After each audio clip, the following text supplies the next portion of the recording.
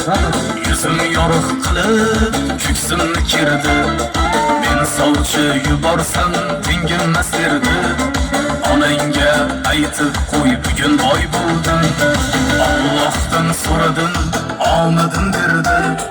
Yüzüm yorug' qilib ko'ksimni kirdi. Men sovchi yuborsam tingimas derdi. Onangga aytib qo'y, bugun boy bo'ldim. Kelding o'shanda qadrimni bilmay, otangga qasd qilib ishladim tinmay. Yiqildim, bukildim, yashadim sinmay. Onangga aytib qo'y, bugun boy bo'ldim. Yiqildim, bukildim, yashadim sinmay. Onangga aytib qo'y, bugun boy bo'ldim. Rahmat. Qarsa kelamiz. Ovozini eshitmayapti.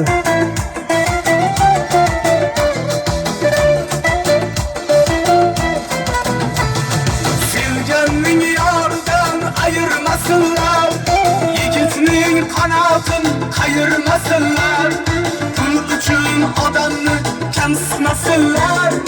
Onangga aytib qo'y, bugun boy bo'ldim. Pul uchun odamni kamsitmasinlar. Otangga aytib qo'y, bugun boy bo'ldim.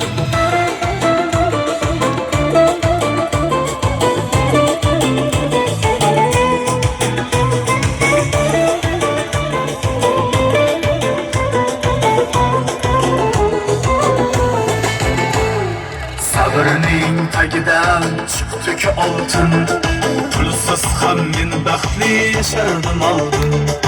Otamning, onamning duosini oldim. Onangga aytib qo'y, bugun boy bo'ldim.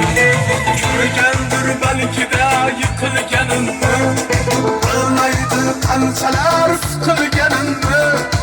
Jonim bo'g'zimga tiqilganini, onangga aytib qo'y, bugun boy bo'ldim. Jonim bo'g'zimga tiqilganini, otangga aytib qo'y, bugun boy bo'ldim.